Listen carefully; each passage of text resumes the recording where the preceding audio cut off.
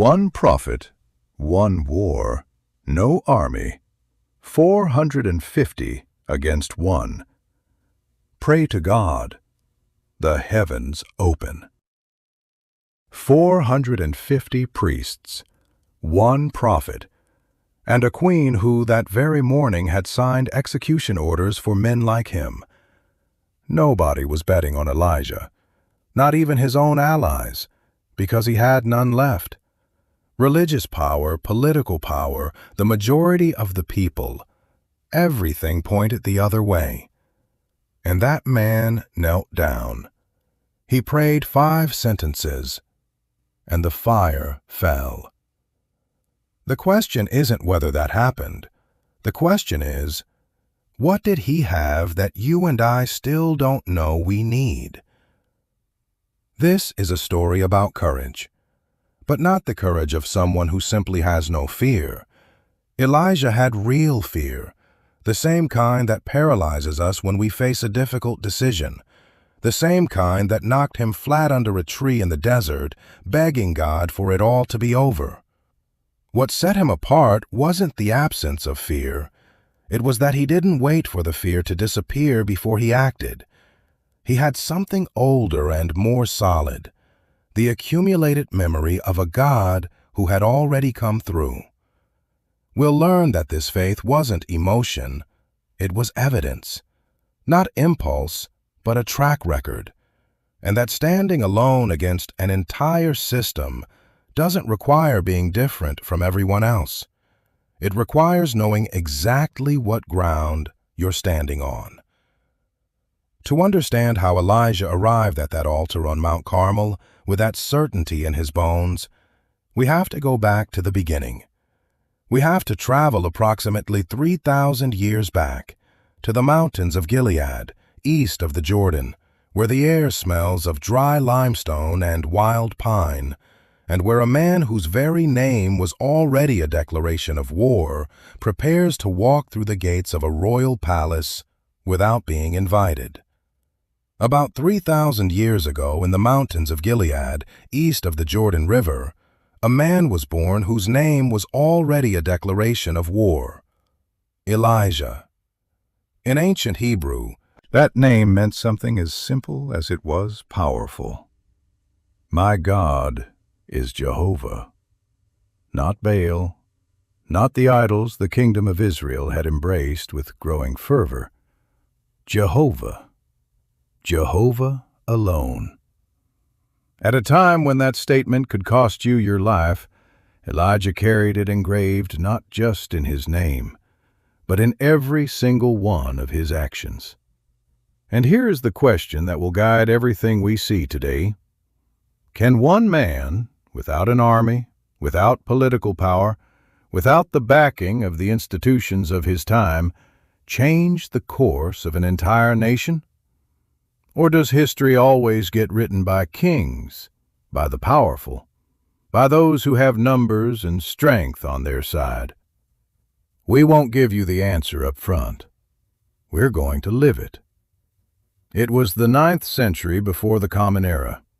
Israel, the northern kingdom, was ruled by Ahab, son of Omri. The books of Kings are not diplomatic in describing him. Ahab did more evil in the sight of God than all the kings who came before him. And he wasn't alone in that. Beside him reigned Jezebel, a Phoenician princess from Sidon, who had turned Baalism not into a personal practice, but into the official religion of the state. Altars to Jehovah were demolished. God's prophets were hunted down and executed. And in their place 450 priests of Baal and 400 prophets of the goddess Asherah ate at the queen's table, fed by the taxes of the people. Into that world Elijah appeared. No royal lineage, no army, no one. Only a word, he said, came from God. We don't know exactly how he got through the palace gates. The texts don't give us that detail. But we do know what happened when Elijah of Tishbe, a man from the mountains of Gilead, with dusty sandals and the rough wool cloak worn by the prophets of that time, stood before King Ahab and spoke. He didn't greet him. He didn't flatter him. He didn't weigh his words. "As the Lord God of Israel lives, before whom I stand, there shall be no dew or rain these years except by my word." And he left, just like that.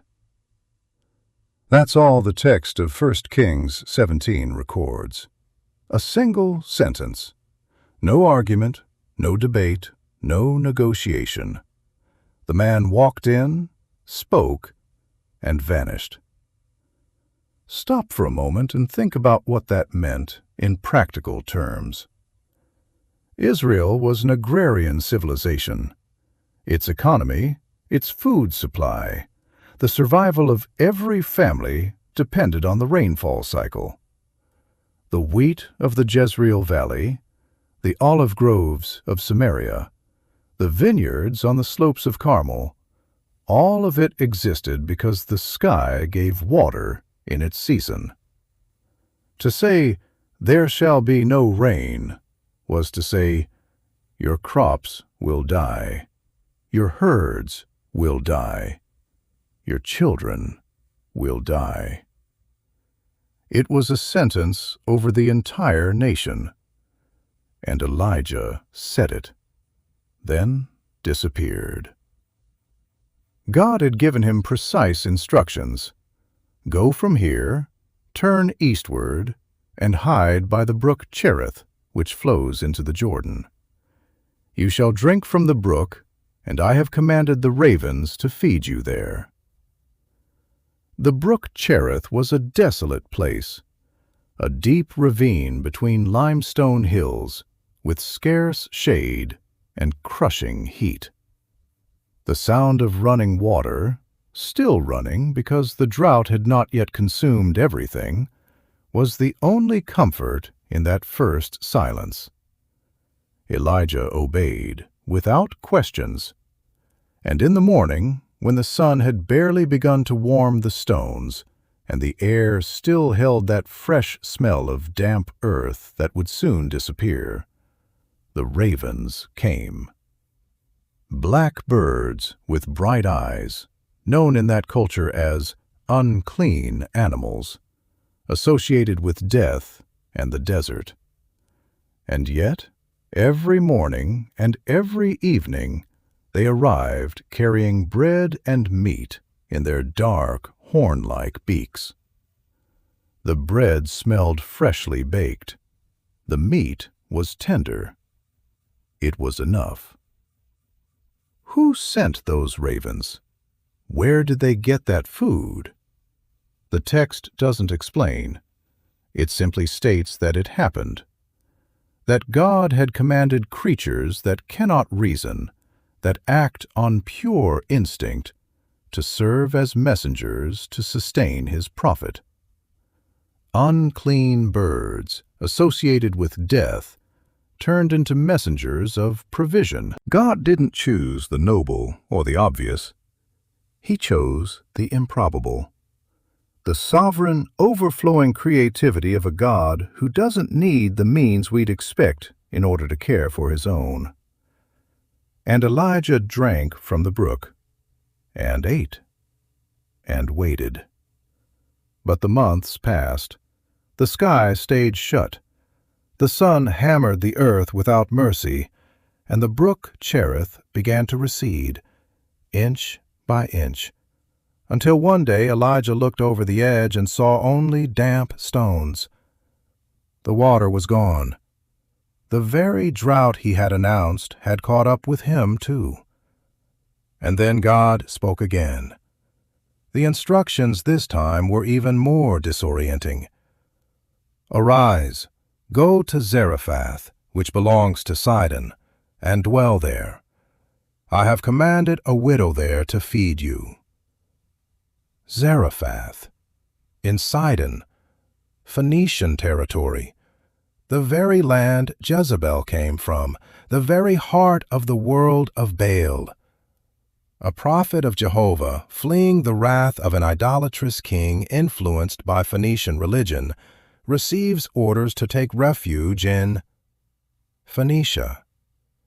There is an irony in that which readers of that era would have felt immediately, and there is also a message Elijah had to receive in silence. My ways are not your ways. Trust. The road from Cherith to Zarephath was more than 100 miles. Northward, crossing the Jordan first, then climbing through the hills of Galilee, finally reaching the coastal strip where the Mediterranean appeared as a blue band on the horizon. The smell of the sea arrived before the sight of it.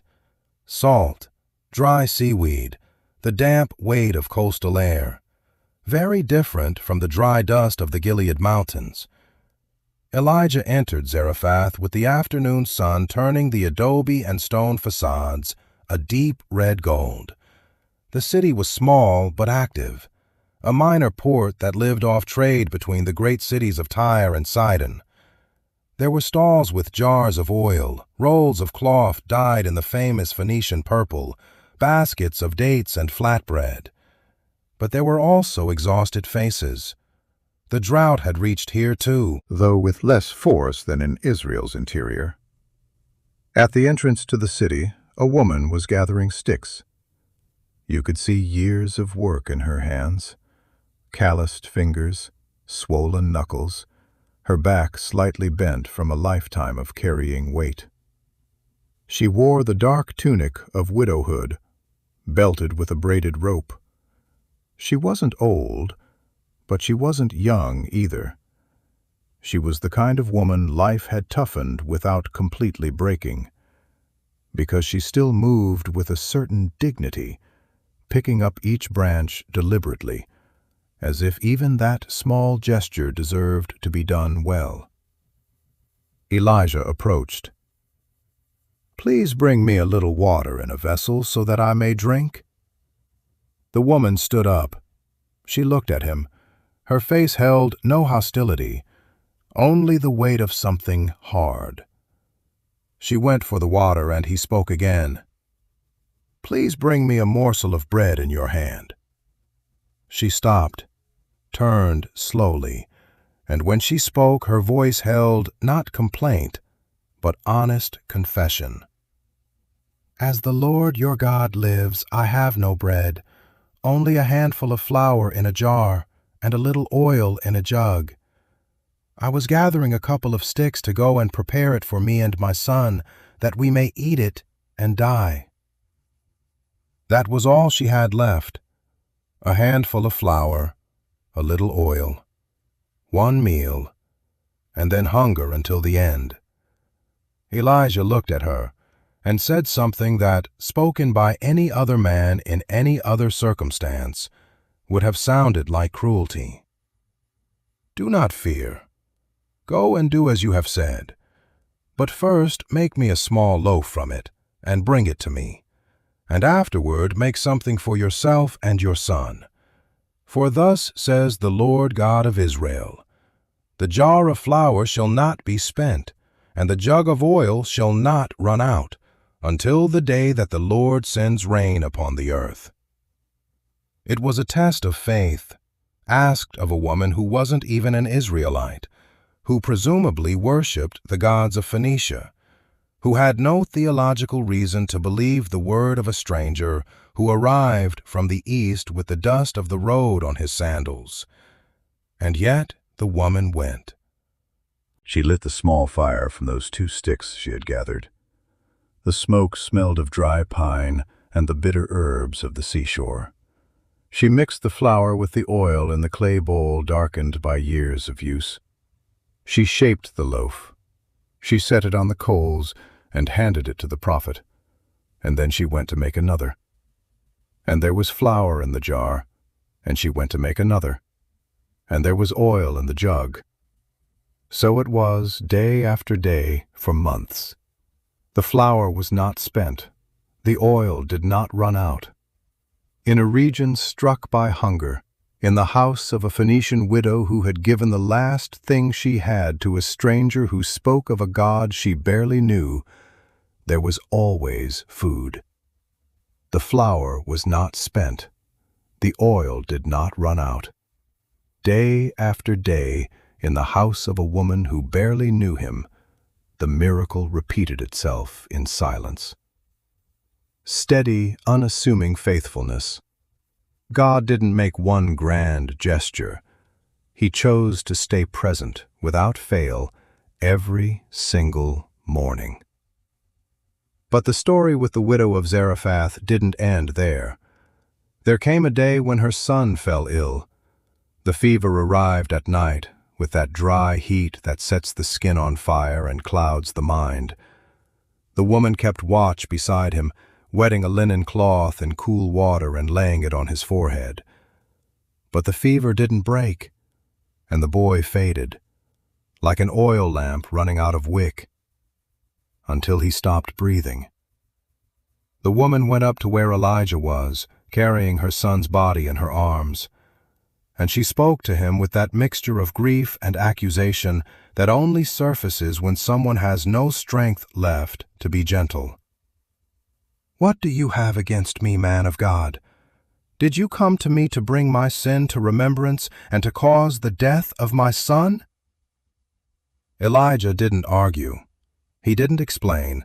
He didn't defend God with words. He took the child from her arms, carried him up to the upper room where he was staying, laid him on the bed, and prayed. "O Lord, my God, have you brought calamity even upon the widow with whom I am staying by killing her son?" And prayed again, and stretched himself over the child, and prayed again.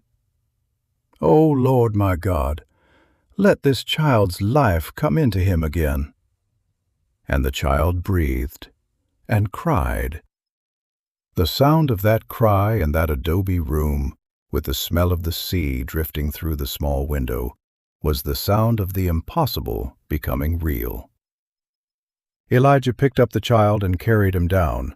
He handed him to his mother, and the woman, with eyes full of tears, said, "Now I know that you are a man of God, and that the word of the Lord in your mouth is truth."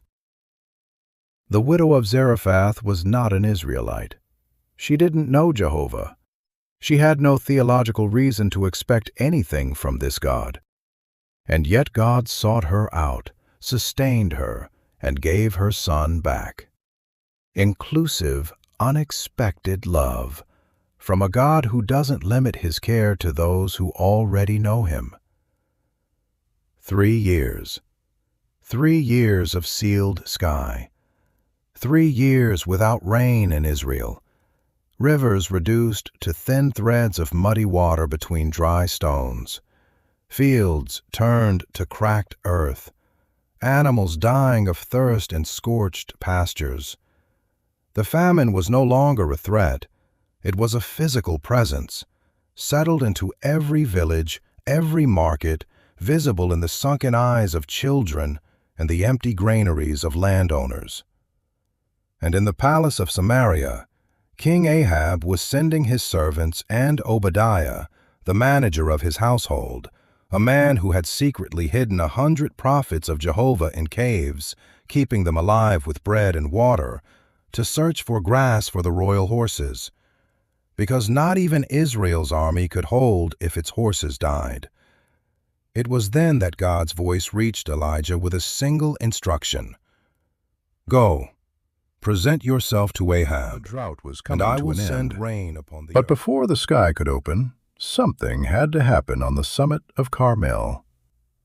The Carmel mountain range stretched from the Jezreel Valley to the Mediterranean, covering about 30 miles of rugged terrain, deep ravines, forests of oaks and terebinth trees, and at the summit, a plateau where the sea wind arrived unchecked.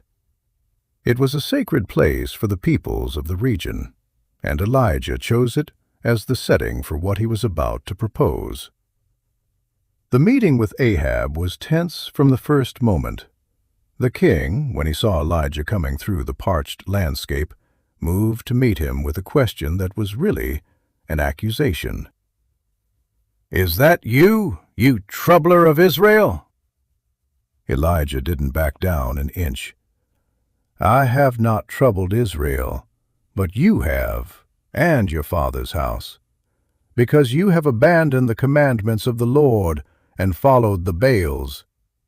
Now, therefore, send and gather all Israel to me at Mount Carmel, and the 450 prophets of Baal and the 400 prophets of Asherah who eat at Jezebel's table."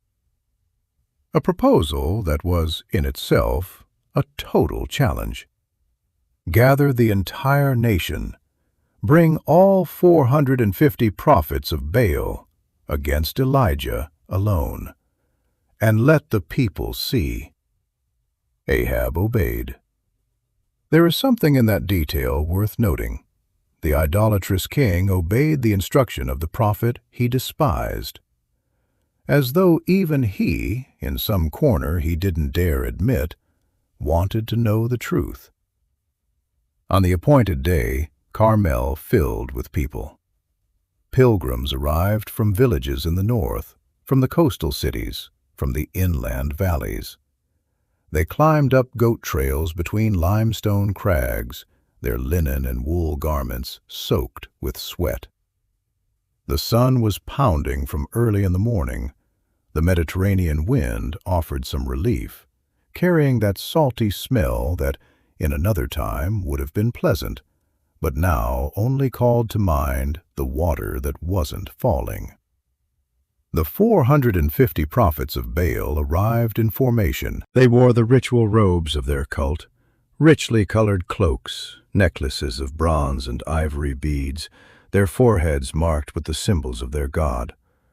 They moved with the confidence of men who had spent years backed by royal power. They were the dominant religious class, the official religion, the absolute majority. And Elijah was there, alone. He stepped toward the people and spoke. His voice was that of a man who doesn't need to raise his volume to be heard. "How long will you waver between two opinions? If the Lord is God, follow him, but if Baal, then follow him." The people didn't answer. The sacred text says, with a precision that chills, the people didn't say a word. There was no one willing to say out loud what everyone already knew. The silence was their answer, a silence that was cowardice, and perhaps also the beginning of a doubt searching for something to hold on to. Then Elijah laid out the rules. "I am the only prophet of the Lord left, but Baal's prophets are 450. Let 2 bulls be brought to us. Let them choose 1 bull for themselves, cut it in pieces, and lay it on the wood, but put no fire to it. And I will prepare the other bull, and lay it on the wood, and put no fire to it. Then you call on the name of your God, and I will call on the name of the Lord. The God who answers by fire, he is God." And the people answered for the first time, "That is a good idea." The prophets of Baal took the bull assigned to them. They prepared it on the altar, and they began. The invocation started in order. Ritual chants with a steady rhythm, the priests circling the altar with that swaying cadence that characterized their ceremonies. The smoke of incense mixed with the smell of raw meat and dry air. They cried out the name of Baal with voices that at first were solemn and formal. "O Baal, answer us!" Nothing. The sun climbed. The shadow of each stone shortened until it nearly vanished at midday. The heat on the summit of Carmel was intense, the rock radiating the warmth that had built up since morning. The prophets grew louder. They grew more agitated. They danced around the altar with frantic movements, kicking up clouds of dust with their sandals on the bare rock. Nothing. And it was then that Elijah spoke. With something the scriptures have no hesitation in calling mockery, "Cry aloud, surely he is a god. Either he is musing, or he is busy, or he is on a journey, or perhaps he is asleep and must be awakened." The words cut like a blade. In the Semitic culture of that time, mocking someone else's gods was a provocation of extraordinary gravity. And Elijah did it, calmly, with the precision of someone who knows exactly what he's doing. The prophets of Baal responded with desperation. They cut themselves with knives and lances, a ritual practice of their cult, until blood ran down their bodies. The afternoon wore on. They were drenched. Their voices had gone hoarse from all the crying out. Their ritual robes were stained. And there was no voice, no one who answered, no one who listened. The sun began to set. Then Elijah said to the people, "Come near to me." And they all came near. Elijah took 12 stones, one for each tribe of Israel. He placed them carefully, one on top of another, rebuilding the altar of Jehovah that had been demolished.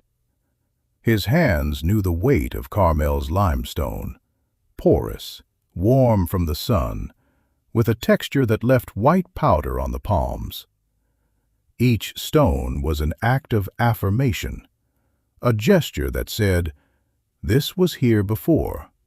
It will be here again." He laid the wood. He arranged the bull on top of it. And then he did something no one expected. "Fill 4 large jars with water and pour it on the burnt offering and on the wood." They did. The water ran down the stones, soaked into the wood, wetted the meat. "Do it a second time." They did. The altar was dripping. "Do it a third time." The water overflowed the altar and filled the trench Elijah had dug around it.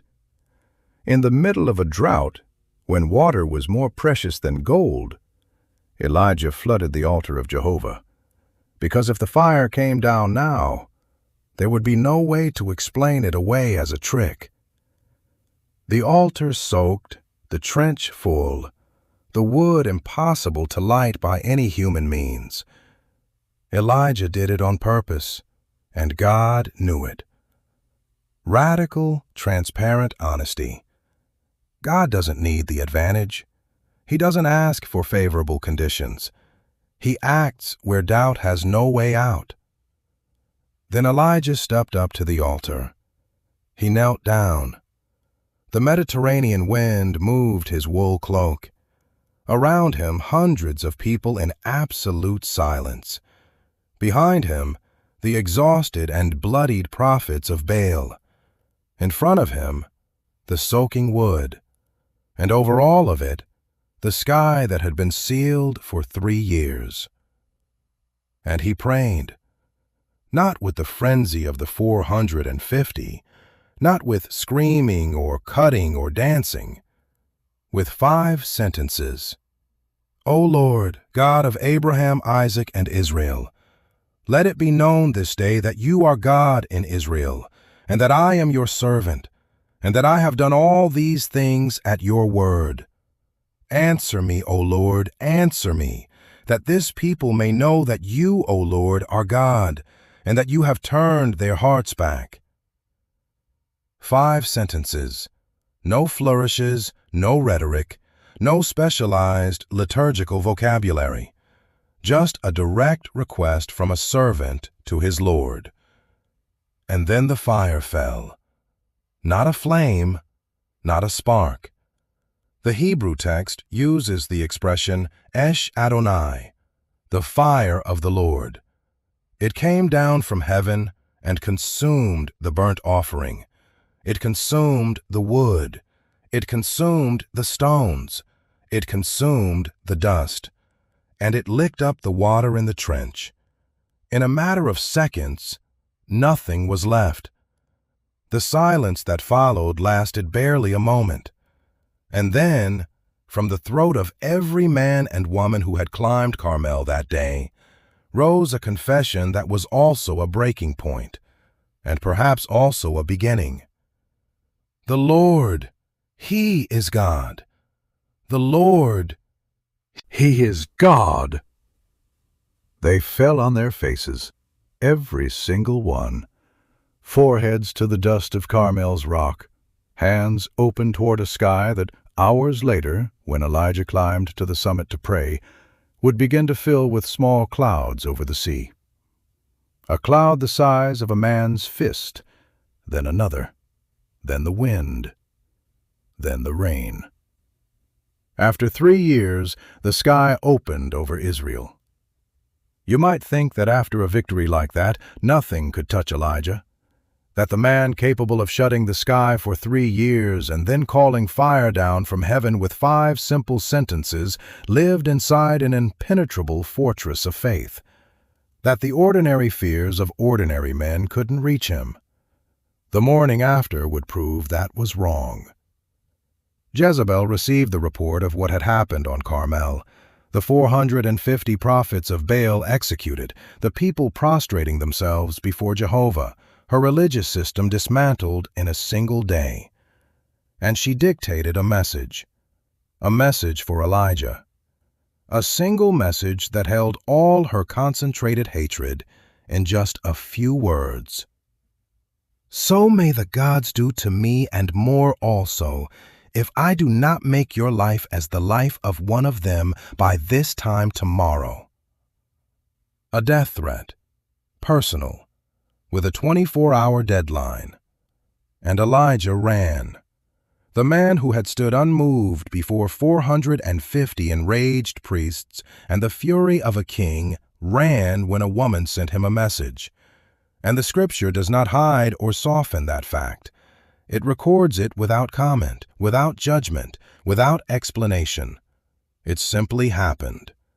He ran all the way to Beersheba, in the far south of Judah, more than 100 miles from Carmel. He left his servant there, and he went alone into the wilderness. The Negev desert in spring has a cruel kind of beauty.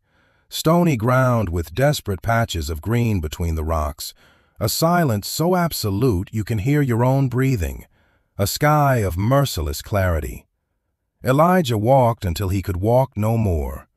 He sat down under a lone broom tree, a short, twisted tree with branches that cast a pitiful shade, and said something that, coming from him, sounds almost impossible. "It is enough. Now, O Lord, take away my life, for I am no better than my fathers." Stop here for a moment.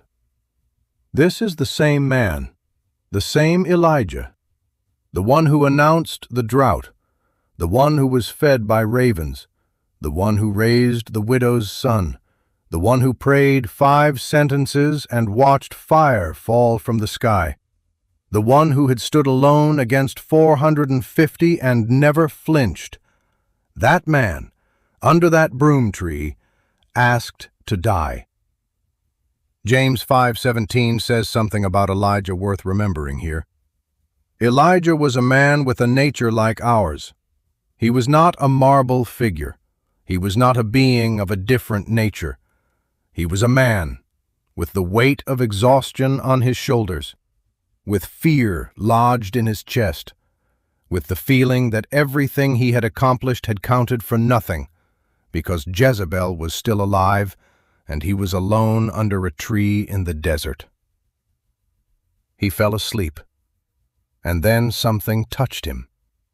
A hand, the text speaks of an angel, on his shoulder, gentle, and a voice, "Arise and eat." Elijah opened his eyes. Beside his head, on the desert stones, there was a cake baked on hot coals and a jar of water. The smell of freshly baked bread in the dry desert air was almost unreal. He ate, he drank, and fell asleep again. And the angel touched him a second time. "Arise and eat, for the journey is too great for you." God didn't rebuke him. He didn't tell him that a man of his caliber shouldn't be afraid. He didn't remind him of what he had done the day before. He gave him food, twice God didn't rebuke and him. told him there was a road He didn't ahead. demand that Elijah answer for his fear or his flight. Elijah had asked to die, and what he received was warm bread and fresh water. Compassionate, unconditional tenderness from someone who knows exactly when his servant needs a sermon and when he just needs to eat. Because that is how God treats his exhausted servants, with bread, with water, with the quiet affirmation that the road still makes sense, even when the servant can no longer see it. Strengthened by that food, Elijah walked 40 days and 40 nights until he reached Horeb, the mountain of God. Horeb was a place heavy with history. There Moses had received the law. There the people of Israel had heard the voice of God from the fire. It was the place of the great encounters between the human and the divine. And Elijah arrived there with feet covered in the dust of the Sinai desert, his body worn out from weeks of travel, and he crawled into a cave. And God asked him, "What are you doing here, Elijah?" Elijah's answer is one of the most human confessions in all of Scripture. "I have been very jealous for the Lord, the God of hosts. For the people of Israel have forsaken your covenant, thrown down your altars, and killed your prophets with the sword. And I, even I only, am left, and they seek my life to take it away. I alone am left." It was the feeling of an exhausted man who has fought for so long he can no longer see beyond his own weariness. The feeling that the effort counted for nothing, that the sacrifice changed nothing, that he was completely alone. God didn't immediately refute that. He didn't say, "You're wrong. There are 7,000 who haven't bowed the knee to Baal." That would come later. First, God gave him something different. "Go out and stand on the mount before the Lord." And Elijah came out. And a great and strong wind tore the mountains and broke the rocks in pieces before the Lord. But the Lord was not in the wind. And after the wind, an earthquake. The rock beneath Elijah's feet trembled with a deep vibration that rose from inside the earth. But the Lord was not in the earthquake. And after the earthquake, fire. A fire that consumed everything it touched. But the Lord was not in the fire. And after the fire, a still, small voice. The original Hebrew says, "Kol demama daka," a voice of gentle silence. Some translate it as a soft whisper, others as the sound of absolute stillness. It was something so different from the wind, the earthquake, and the fire that Elijah recognized it instantly. He covered his face with his cloak. He went out and stood at the entrance to the cave, and he listened. He wasn't in the wind that split the mountains. He wasn't in the earthquake. He wasn't in the fire. He came afterward in what Hebrew calls Kol demama daka, a voice of gentle silence. Elijah recognized it immediately. Intimate personal closeness. A God who doesn't shout to be found, but speaks in the tone only those who truly know him can recognize. And he listened. God spoke to him. He gave him new instructions. Anoint Hazael as king of Syria, Jehu as king of Israel, Elisha as his prophetic successor. He reminded him finally that he was not alone. There were 7,000 people in Israel who had not bowed the knee to Baal. 7,000. In the silence of the Sinai desert, that revelation must have arrived like water to a man who was dying of thirst. There was work to do. The road continued. Elijah descended from Horeb northward, following God's instructions. He found Elisha in a field plowing with 12 yoke of oxen, the smell of sweating cattle, the sound of the plow breaking the dark earth, the young farmer looking back as the prophet passed by and threw his cloak over his shoulders. A gesture that, in that cultural context, said everything. You are my successor. Come. Elisha left the oxen. He said goodbye to his parents, and he followed Elijah. The years that followed were years of continuous service. Elijah fulfilled every task God had given him. He confronted Ahab again when the king unjustly murdered Naboth to steal his vineyard. He pronounced judgment on Ahaziah, Ahab's son, when the king sent messengers to consult an idol instead of God. He kept on being the voice no one wanted to hear but needed to hear. And the day came when God told Elijah he was going to be taken up to heaven. Elisha knew. The company of the prophets in Jericho and Bethel knew. And that day Elijah and Elisha walked together from Gilgal toward the Jordan. The landscape was the lower Jordan basin, dense vegetation of reeds and poplars along the river, the water somewhere between green and brown moving slowly toward the Dead Sea, the smell of fertile riverbank mud. Elijah took his cloak, rolled it up, and struck the waters of the Jordan. The waters parted. The two of them crossed to the other side on dry ground. And then Elijah asked, "Tell me, what can I do for you before I am taken from you?" Elisha answered without hesitating, "Please let there be a double portion of your spirit on me." "You have asked a hard thing. Yet if you see me as I am being taken from you, it shall be so for you. But if you do not see me, it shall not be so." They walked on together talking, and suddenly between them a chariot of fire with horses of fire appeared, and it separated them. And Elijah went up by a whirlwind into heaven. Elijah did not die the way men die. He was sought. He was taken. Until the very end, the God who had fed him by the brook, who had sent him to Zarephath, who had spoken to him at Horeb, that same God was present in that final moment. Eternal, unbreakable faithfulness. There was not a single moment in Elijah's life when God was not there. Elisha saw it. He tore his clothes and cried out, "My father! My father!" The chariots of Israel and its horsemen. And Elijah was gone. The cloak fell to the ground. Elisha picked it up. He returned to the Jordan.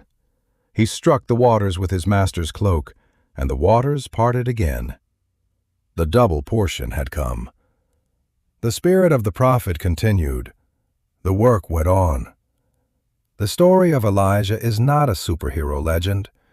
It's the story of a real man who had real fear, who felt the real exhaustion of someone who has fought for too long, who sat under a tree in the desert and asked for it all to be over, and who, in spite of all of that, or perhaps precisely through all of that, changed the course of a nation. The arc of his life leaves us with several truths worth an honest look. From Elijah we learn that true faith acts before it sees results, that God sustains his servants even in their most fragile moments, and that pure worship is worth every sacrifice it costs to defend it. But without a doubt, the most significant truth for our own day is this: a man or woman of faith can make a real difference, even when everything suggests they are completely alone. On the summit of Carmel, before the fire fell, Elijah was, in visible terms, an absolute minority. 450 against 1. The established religious power against the prophet with no institutional credentials. The priestly class fed by the royal palace against the man from the mountains of Gilead. If someone had run a poll that day, 99% of the votes would have gone to Baal. And yet, we live in cultures that constantly measure us by numbers. How many followers? How many votes? How many approvals? The pressure of the majority is real, and it is ancient. And it is especially intense when what's at stake isn't an opinion, but a deep value, a conviction that defines who you are. Maybe you're holding an ethical position at your job that no one else will hold. Maybe you're raising your children with principles the world around you doesn't share. Maybe you're keeping a faith that your family doesn't understand or your colleagues consider outdated. Maybe you're choosing, day after day, a path that today's world calls naive. Elijah had no visible guarantee of victory before the fire fell. He only had the inner certainty of being on the right side, and that certainty wasn't arrogance. It was the fruit of a real relationship with God, built on the quiet days by the brook Cherith, in the nights at the widow's house in Zarephath, in the moments of prayer that no one filmed or applauded. Elijah's faith on Carmel was the result of who Elijah was in the places where no one was watching. And there's one more thing. When Elijah was under the broom tree, exhausted, asking God for it all to end, God didn't abandon him. He didn't rebuke him. He didn't remind him of his failures or his cowardice. He fed him. He let him rest. He asked him what was wrong. And when Elijah said it, God listened. And then he spoke, in a quiet voice. The still, small voice is one of the most extraordinary gifts in all of Scripture, because it tells us something about how God treats his exhausted servants. Not always with a spectacular miracle, not always with fire from heaven, sometimes simply with a voice that says, "There is a road ahead. Get up, eat. You are not alone." Is there an area of your life where you have felt alone in your faith? A place where you have been holding on to something true while the pressure of a majority points the other way? The story of Elijah reminds us that God sees that it does not go unnoticed, and that the 7,000 who never bowed the knee to Baal existed, even when Elijah couldn't see them. There are others like you, and God knows who they are. Remember that moment we started with, when you had to say something no one wanted to hear, or when you had to be different, choose differently, stay when everyone else was leaving. Elijah teaches us that those moments are not a burden we carry despite our faith. They are the faith in action. They are the altar rebuilt. They are the 12 stones laid one on top of another. And sometimes, after the stones, comes the fire. Take heart. Keep going. The sky is not shut forever. If you enjoyed this content, subscribe so you don't miss the next inspiring Bible story.